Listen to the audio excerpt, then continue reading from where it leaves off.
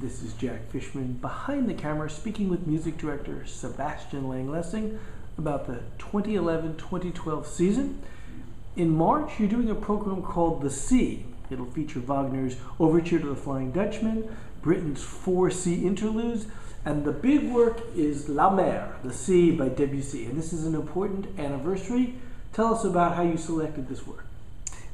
Well, we celebrate Debussy's 150th anniversary, so that's a major celebration in the music world, of course, and La Mer is maybe his most important orchestral work. Some call it a symphony. It's a symphonic piece. As a form, I don't quite agree that it's really a symphony, but it's a symphonic piece, and it's when it comes to this style, which we call the Impressionist, is maybe the masterpiece of showing off Impressionist orchestration. What's so significant about the Impressionist orchestration is the mix of colors and therefore creating new colors. And it's a bit like in painting. When we look at the Impressionist painters, Renoir, and really, most importantly, Claude Monet, who painted those paintings, for example, the Sea Roses or the Cathedral in Paris, in different daylight, sometimes the same motif in different daylight, and we have all these shades of different reds and pinks and blues that you can't actually really determine, is that central color really blue, or is it already into red? And that's the same with the music here. Sometimes in Ravel and Debussy, he combines instrument in a way that it becomes a new instrument.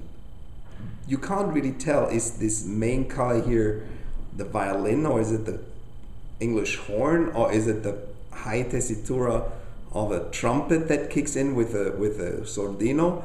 And this mixing of colors wipes out clarity and brings in new, unheard instruments. And La Mer is, for Debussy, is really a declaration of love to the sea, a fascination for this big organ, the big lung of, this big organ that embraces everybody, and very powerful and sometimes very tender, and the way the wind and the waves interfere, and also, like in music, the sea is something that is in constant metamorphosis. It never has the same shape. So once a wave is gone, it will never come back. A little bit like in music, you play a note, you cannot reproduce the same sound again. So it's actually also quite natural that an Impressionist composer who mixes colors like this is fascinated by the sea that always offers different colors. Now, does this style, this Impressionist style, make different demands on the conductor and orchestra? Do you rehearse differently, say, versus Beethoven or Mozart? Absolutely, because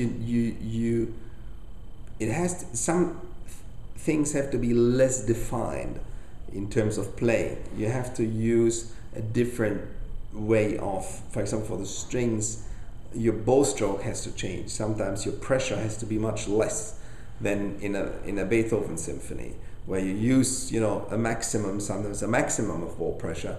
This is something that would be very counterproductive in Impressionist music, because a lot of this music is based on harmonics.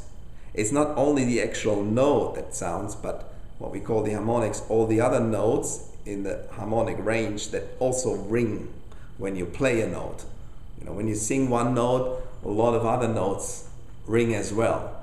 And all of this composition in Debussy and Ravel is based on this idea. And therefore you need to make sure that the harmonics can develop and that you don't force the actual note. don't know if it's hard to understand this, but you have to kind of let behind your normal habits of playing to actually approach this music correctly. So that is the C, or La Mer, March 2nd and 3rd, 2012, and we're looking forward to being swept away. Thank you. Thank you.